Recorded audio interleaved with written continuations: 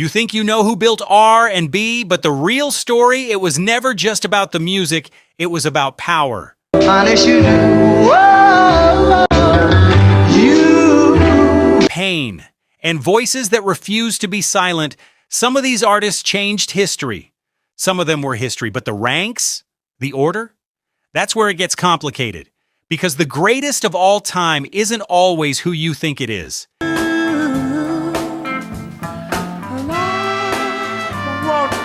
This is not a popularity contest. This is the truth, backed by the charts, the records, and the facts they don't always teach you.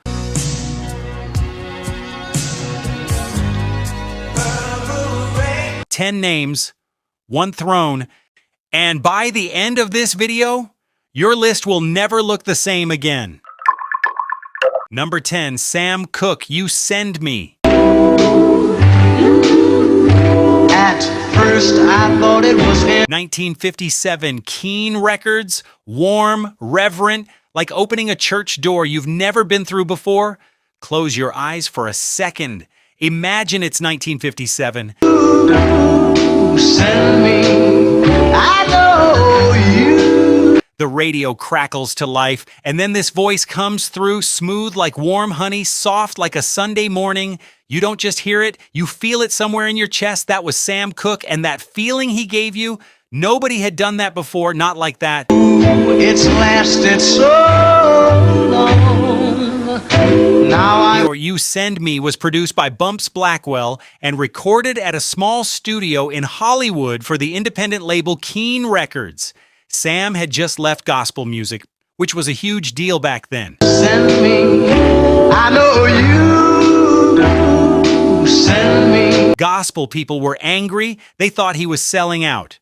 But Sam had a vision.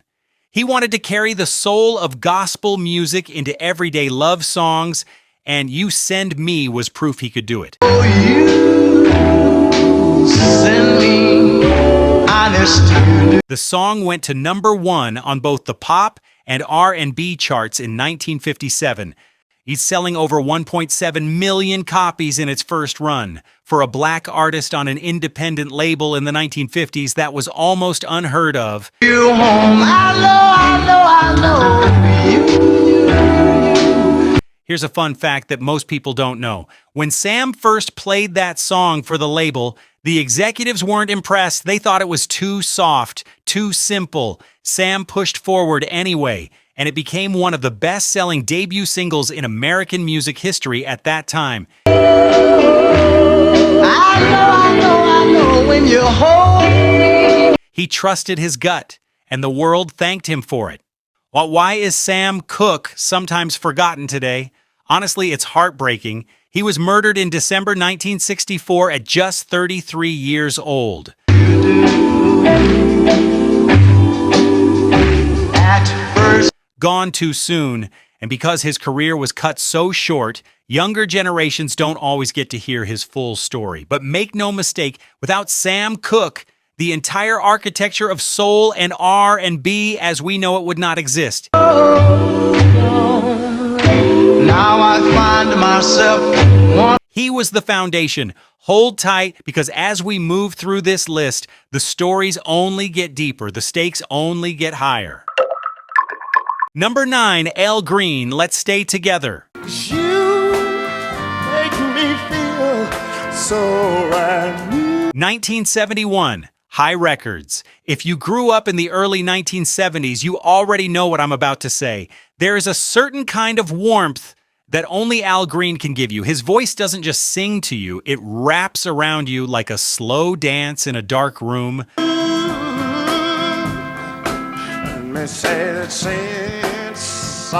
Like a feeling you can't quite name, but you never want it to stop. Let's Stay Together was that song.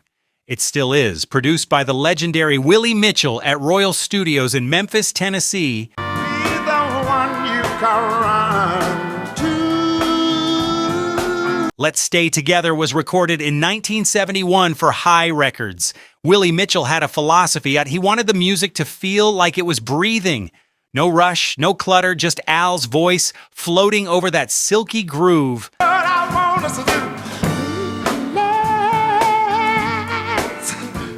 The song went straight to #1 on the Billboard Hot 100 and stayed there for a full week while dominating the R&B charts. Rolling Stone later ranked it the #5 greatest song of all time. Good or bad, happy or sad, hey. Not #5 R&B song, #5 song, period. Now here's what makes the story even more fascinating. Between 1971 and 1974, I wanna know and turn around and make up. Al Green released 8 consecutive gold albums, 8 back-to-back. The man was on a run that defies logic, and then at the absolute height of his fame, he walked away from secular music to become a pastor.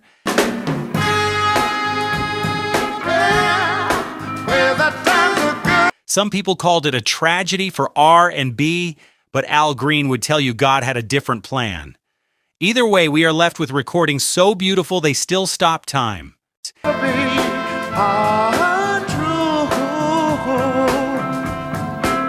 His legacy sometimes gets overshadowed by the bigger pop names of that era, but in the world of pure soul music, Al Green sits on a throne that very few have ever come close to.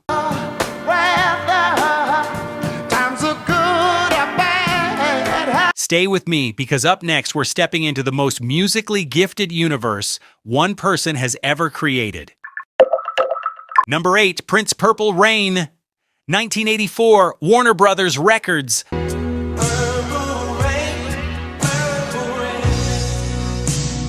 The Purple One and the song The Moment, the era that was Purple Rain. You have to understand what 1984 felt like if you were alive for it. Music was changing fast. MTV was taking over. Pop was going slick and glossy.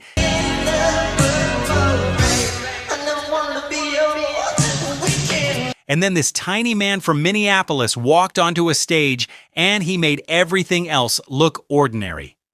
Prince Rogers Nelson was not of this world, and Purple Rain was his proof.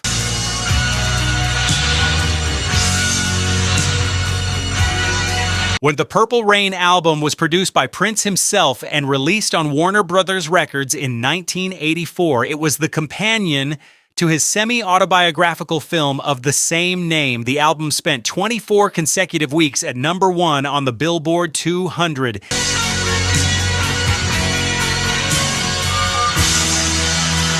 It produced 4 top 40 singles. It won 2 Academy Awards for a rock and R&B album.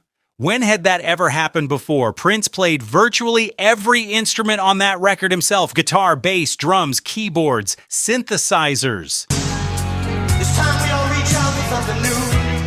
That means you too.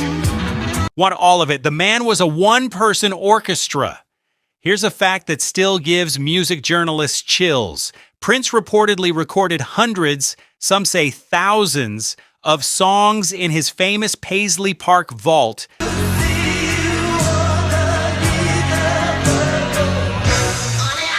that have never been released. Songs he made just because he could. Just because music was his language and he never stopped speaking it. After his death in 2016, the world got small glimpses into that vault, and what they found was breathtaking.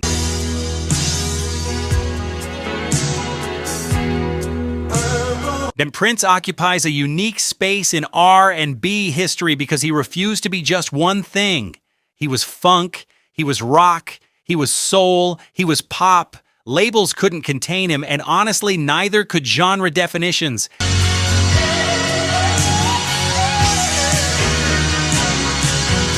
That's exactly why he belongs on this list, and why his music still sounds just as alive today as it did 40 years ago. The next entry on this list is someone whose voice wasn't just powerful. It was once declared a national treasure. Number 7, Whitney Houston, I Will Always Love You. 1992. So I'll go, but Arista Records, Whitney Houston, The Voice, and you already know which song we're talking about. Let me take you back to 1992. The Bodyguard soundtrack had just been released, and then the radio played that opening. will always That lone, unaccompanied voice, no music, no beat, just Whitney, and the entire world went quiet. That is not an exaggeration. In households across America, people stopped what they were doing. Because what they were hearing was not normal. What they were hearing was a miracle. So goodbye, please don't cry. I Will Always Love You was originally written and recorded by Dolly Parton in 1974, but it was Whitney's version produced by David Foster for Arista Records and the Bodyguard film's soundtrack. Bittersweet. That became the biggest selling single by a female artist in history at the time. It spent 14 weeks at #1 on the Billboard Hot 100. 14 weeks. It sold over 20 million copies worldwide.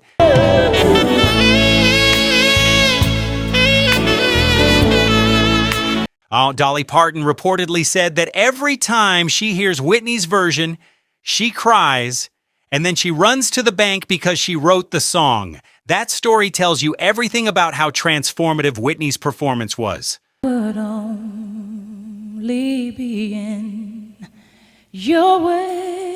Whitney Houston holds the Guinness World Record for most awarded female act of all time. 2 Emmy Awards, 6 Grammy Awards, 30 Billboard Music Awards, and 22 American Music Awards. So goodbye, please don't cry. Her debut album in 1985 produced 3 consecutive #1 pop singles. And that had never been done before by any artist, male or female, on a debut record. Whitney's story carries a sadness that we all know. Memories. The talent was God-given, the pressures of fame were enormous, and the music industry, as it has done to so many artists on this list, was not always kind. Her legacy is complicated, but her voice was not. Taking with me.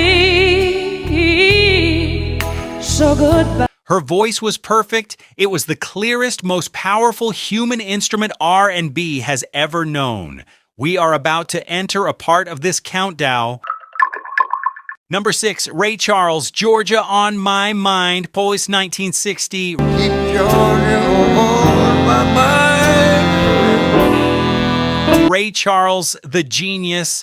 And that title wasn't given to him by a journalist or a PR team. Frank Sinatra himself said it. He called Ray Charles the only true genius in show business, and Frank Sinatra did not throw that word around. This song, keep Georgia on my mind. Ray Charles Robinson was born in Georgia in 1930 and lost his sight by the age of 7. He taught himself to play piano at a school for the blind in Florida.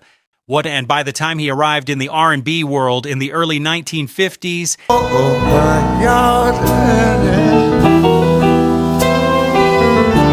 he was already doing something nobody else was doing, mixing gospel, blues, and jazz into one sound. He didn't call it anything, he just played it. The world eventually called it soul music. Georgia on My Mind was recorded in 1960 for ABC Paramount Records, produced by Sid Feller. Other arms reach out to me. The song had been around since 1930, written by Hoagy Carmichael. But Ray Charles made it his own in a way that Hoagy himself said was beyond anything he had imagined. It won Ray the Grammy Award for Best R&B Recording in 1961.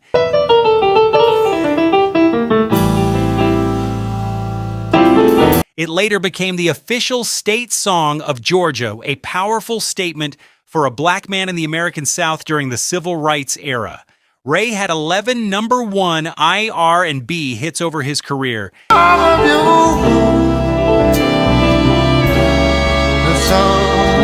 And crossed over to pop with a consistency that few before him had managed. Here's a story that says everything about Ray Charles's character.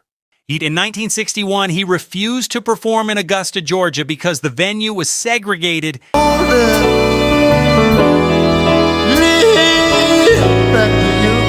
He gave up the money, took the fine and stood his ground. He was banned from Georgia for 2 years, but he never apologized for it. That kind of courage runs through his music. Every note he played carried the weight of a man who knew exactly who he was.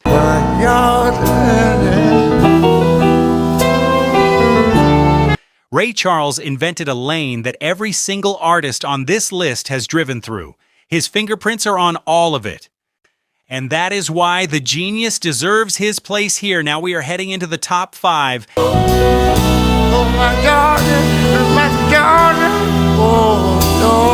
And I need you to stay close because the next entry comes with a controversy that changed R&B history forever. Number 5, James Brown, Papa's Got a Brand New Bag, 1965.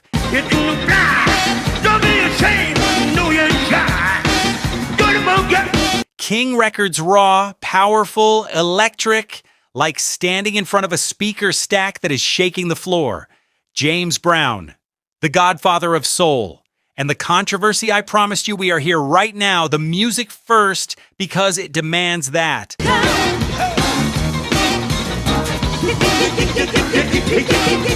Papa's Got a Brand New Bag was recorded live in Charlotte in 1965 on King Records, and it invented funk. Not influenced it, invented it. James shifted the entire rhythmic foundation of black music. The groove became the engine.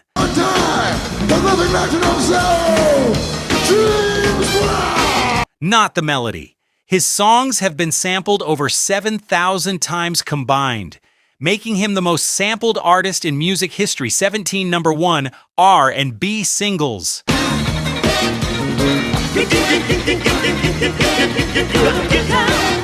Leave It the Apollo spent 66 weeks on the Billboard 200 on reputation alone. Hip-hop was built on his bones. Now, the shadow side.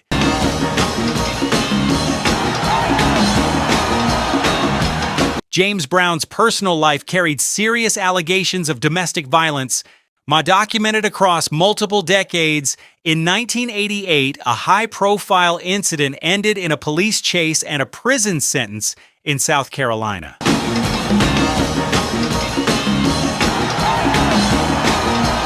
These are real events. They are not rumors, and we do not look away from them. At the same time, this was a man who owned his masters, ran his own label, employed hundreds of black musicians in a segregated industry,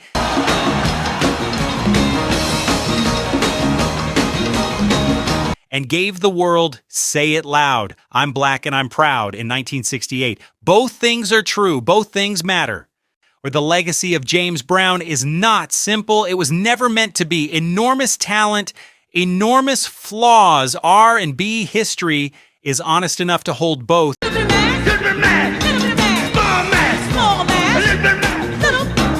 The top 4 are about to change the temperature in the room. These next artists didn't just reach the top, they redefined what the top even means.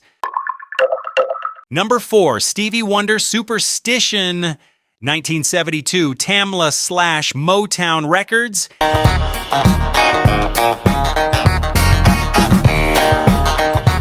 If you know anything about music, you know that Stevie Wonder's career has 2 chapters.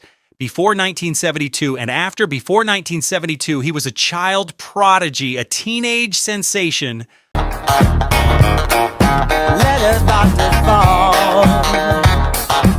A Motown star. After 1972, he became something else entirely. He became one of the greatest artists who has ever lived. Superstition was the opening statement of that transformation.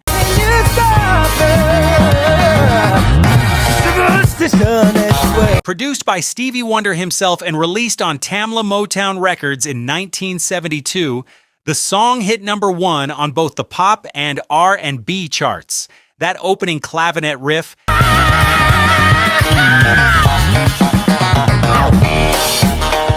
that locked groove, that impossible funk, Stevie played it himself. He played most of the instruments on the track himself. The drum pattern alone has been studied in music schools for decades, but Superstition, You don't understand when you stop her.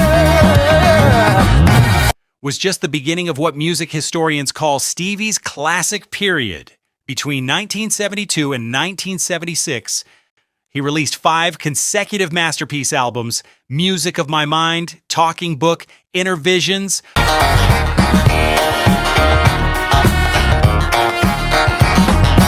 Fulfillingness First Finale, and Songs in the Key of Life. Each one was a world unto itself. Each one changed music. He won 4 consecutive Grammy Awards for Album of the Year during this period, a record that still has never been broken by any other artist in Grammy history.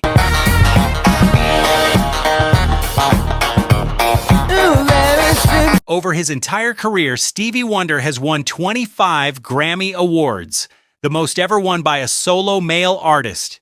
He has been blind since shortly after birth. He has composed, produced, and performed music that contains more harmonic complexity, more emotional depth, and more rhythmic invention. You don't understand when you stop Than most musicians who could see every note they were playing. When people talk about the human capacity for greatness, Stevie Wonder is proof of what that actually looks like. He is also a man of deep social conscience. His music addressed drug addiction, The devil's on his way. poverty, the struggles of Black America, and the beauty of love and life with equal grace and power. Songs in the Key of Life is widely considered one of the greatest albums ever made by any artist in any genre. Full stop. We are in the top 3 now. Save me. Sad is the song. And what comes next is the album that made the music industry rethink everything it knew about what an R&B record could say. Number 3, Marvin Gaye, What's Going On? 1971, Tamla/Motown Records. There's far too many of you dying.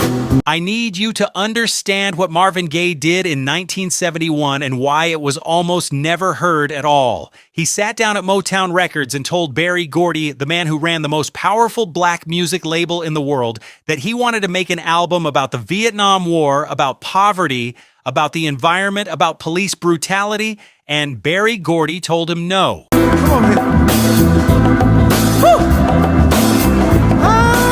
Flat out, no. He said it would end Marvin's career.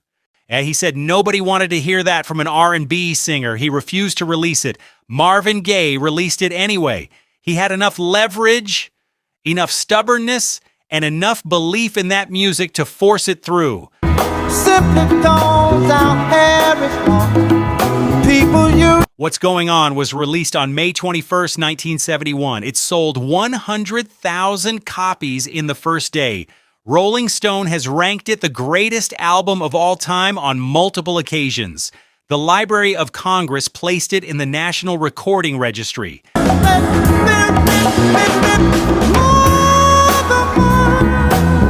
It was the first true concept album in R&B history, a seamless journey from the opening note to the last that treated social pain as high art. Marvin Gaye had 41 R&B chart hits over his career. What's going on? Yeah, what's going on? Wanna know? His voice was one of the most naturally beautiful instruments in American music, a tenor of extraordinary range and control. But beyond the voice, it was his emotional honesty that set him apart. He sang about things that other artists were afraid to touch. He was vulnerable in a genre that often demanded toughness.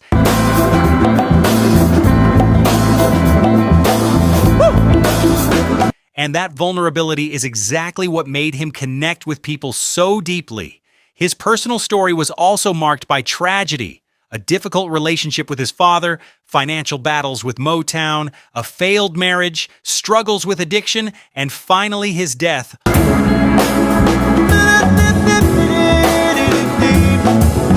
On April 1st, 1984, the day before his 45th birthday.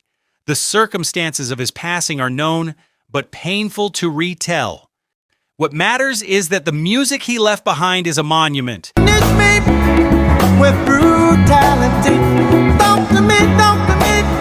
What's Going On is not just an R&B album. It is one of the most important artistic statements a human being has ever recorded. People don't punish me. Number 2 is the artist whose one album outsold every other record in the history of the music business. Let that sink in before we get there. Number 2, Michael Jackson, Billie Jean, 1982, Epic Records.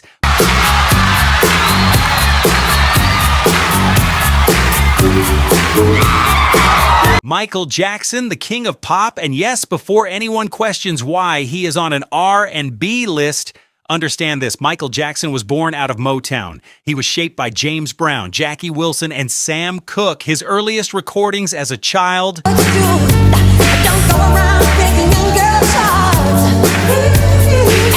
with the Jackson 5 were pure R&B and soul. He never left those roots. He just expanded them until they covered the entire world. Billie Jean was the song that broke the wall down, produced by Quincy Jones and Michael Jackson himself.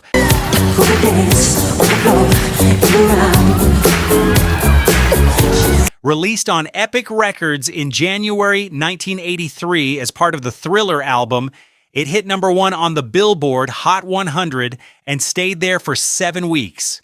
But the real moment and the moment that changed everything came on May 16th, 1983.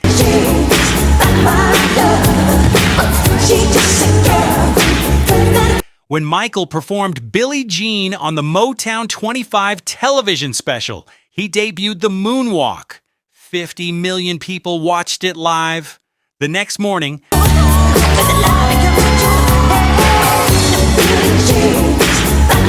The World Was Different. Broadcast historians have called it the single most significant televised musical moment of the 20th century. Thriller, the album, is the best-selling album in recorded music history.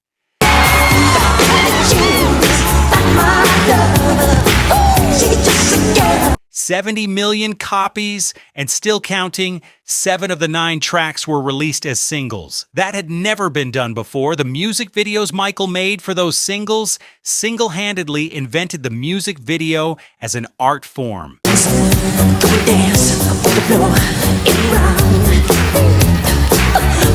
What he forced MTV, which at that point rarely played black artists, to air his videos. He broke racial barriers at pop radio. He made R&B music visible in countries where American music had barely reached before.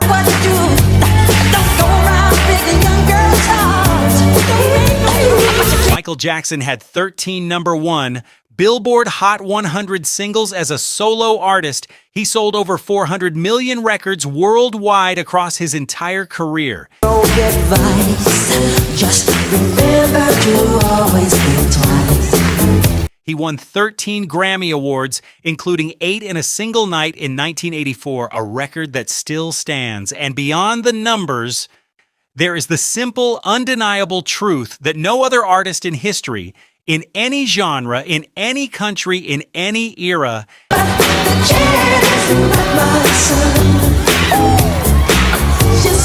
has been more universally recognized, more completely beloved, or more deeply mourned at the end of their life. His personal story carries its own complexity, its own controversies, and its own unresolved questions that this video is not the place to fully explore.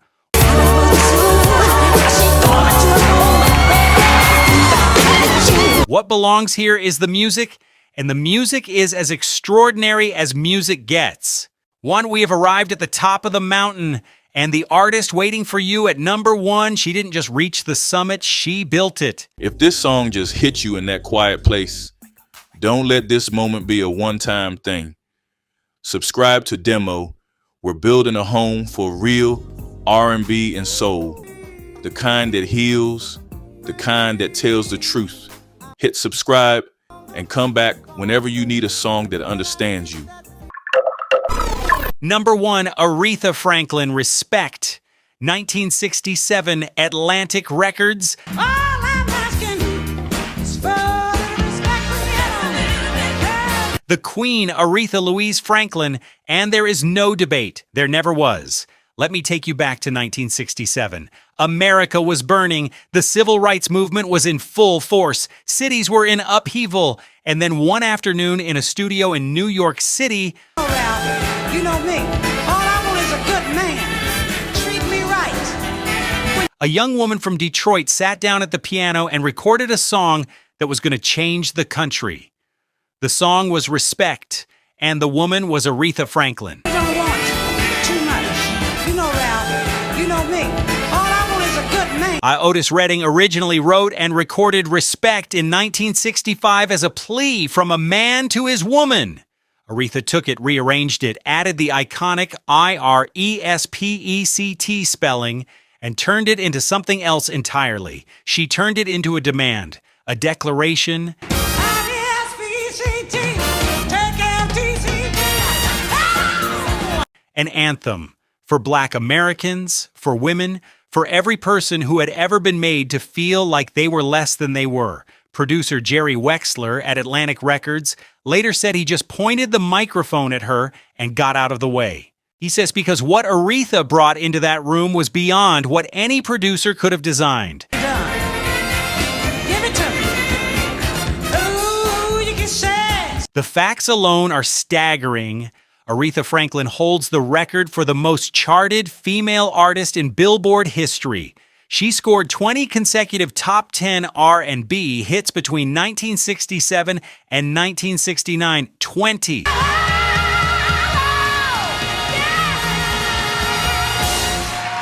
She earned 18 Grammy Awards, including the very first Grammy for Best Female R&B Vocal Performance ever awarded, a category that was created in many ways because of her. In 1987, All I want is a good man. Treat me right. When you get home, she became the first woman ever inducted into the Rock and Roll Hall of Fame. Billboard named her the greatest singer of all time in 2023. Not the greatest female singer, not the greatest R&B singer, show what I need. Turn that on my man. the greatest singer of all time across every genre, every era, every human voice that has ever stepped near a microphone when she performed at Barack Obama's presidential inauguration in January 2009, wearing that famous bow hat.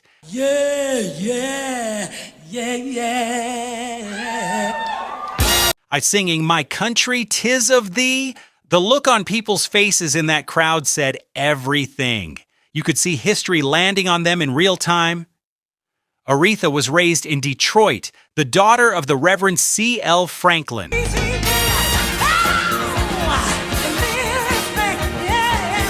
One of the most famous preachers in America.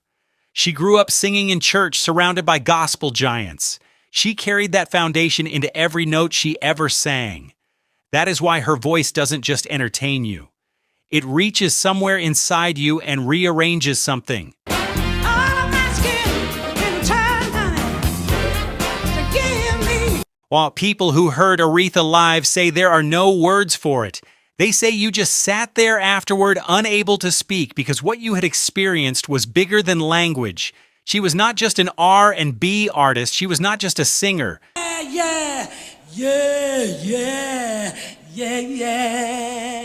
She was the proof that Black women's voices, their pain, their joy, their power, their love, deserved to be heard at full volume without apology, without compromise, with respect, and that is why she is number one. That is why she was always number one. Hey,